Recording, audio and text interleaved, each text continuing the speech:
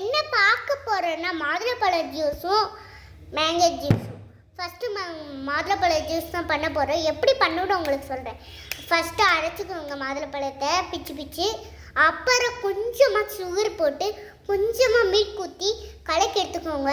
கலக்கி எடுத்தோடனே மிக்ஸ் பண்ணோடனே நெக்ஸ்ட்டு இன்னும் கொஞ்சம் அரைச்சிட்டோன்னா நம்மளுக்கு ஐஸ்கிரீம் ரெடி ஆகும். அந்த மாதிரி தான் கட்டியாக வந்தோடனே அதை எடுத்து நம்ம ப்ரீஜருக்குள்ள வச்சுட்டு திருப்பி எடுத்து பார்த்தோன்னா எனக்கு மாதுளப்பழ ஐஸ்கிரீம் கிடச்சிச்சு. நெக்ஸ்ட் மாம்பழ ஜூஸ் பார்க்க போகிறோம். பண்ணுவோமா? இந்த மாம்பழ ஜூஸை எப்படி பண்ணணும்னா, இந்த மாம்பழ ஜூஸை ஃபஸ்ட்டு நான் அதே மாதிரி சொன்ன மாதிரி அடைச்சிக்கோங்க. சர்க்கரை போட்டுக்கோங்க, கலக்கி எடுத்துக்கோங்க. அப்புறம் அடைச்சி உள்ளே பார்த்தா தனியாக வரும்ல, அது ஜூஸ் தான் சேர்க்க போகிறோம். ஜூஸ் சேர்ந்தாச்சு.